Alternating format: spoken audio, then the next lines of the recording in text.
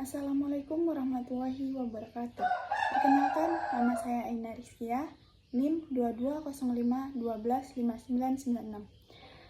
Di sini saya akan mereview jurnal tentang Psikologi of Sport and Exercise. Seperti ini. Penelitian ini mengenai fungsi eksekutif dalam olahraga semakin populer, terutama dalam psikologi olahraga dan latihan. Model yang sering digunakan untuk memahami EF adalah model unity dan diversity yang mencakup 3 komponen, yaitu inhibisi, peliharaan, dan pembaharuan. Namun, beberapa studi terbaru mempertanyakan apakah model ini cocok untuk semua populasi, termasuk atlet.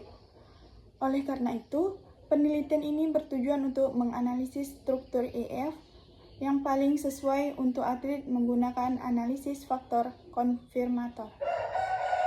Isi dari penelitian ini yaitu penelitian ini melibatkan 131 atlet dengan berbagai tingkat keahlian yang menyelesaikan 2 tugas untuk masing-masing fungsi eksekutif, inhibisi, peliharaan, dan pembaharuan. Analisis dilakukan menggunakan RS Studio untuk mengevaluasi 4 model EF yang berbeda. Yang pertama, model unity, menganggap bahwa EF terdiri dari 3 faktor yang berkolerasi namun tetap berbeda.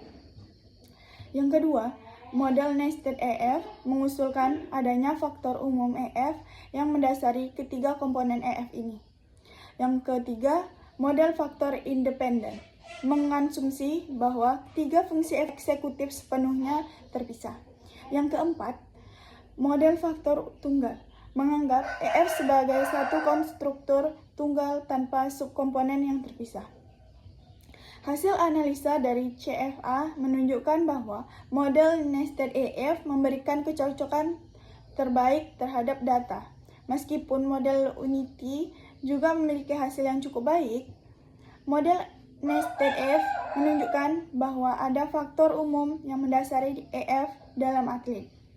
Tetapi juga terdapat perbedaan spesifik dan shifting dan updating.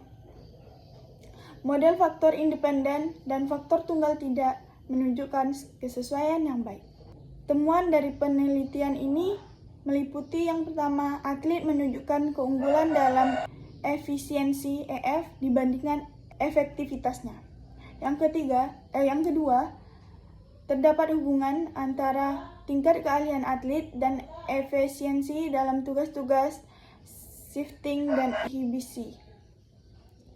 Yang ketiga, model nested EF lebih sesuai dibandingkan model unity karena adanya faktor umum EF yang signifikan.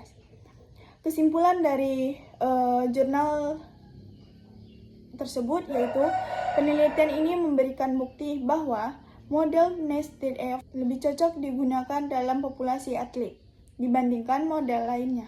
Hal ini menunjukkan bahwa atlet memiliki kemampuan EF yang dapat dipengaruhi oleh faktor umum serta faktor spesifik dari shifting dan updating. Implikasi dari penelitian ini adalah bahwa penelitian kognitif untuk atlet sebaiknya lebih difokuskan pada pengembangan fungsi eksekutif secara umum, bukan hanya pada satu aspek tertentu.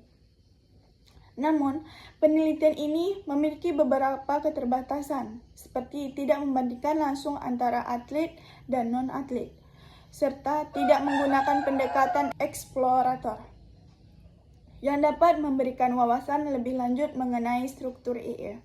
Oleh karena itu, studi lanjutan direkomendasikan untuk mengkonfirmasi temuan ini pada sampel yang lebih besar dan beragam.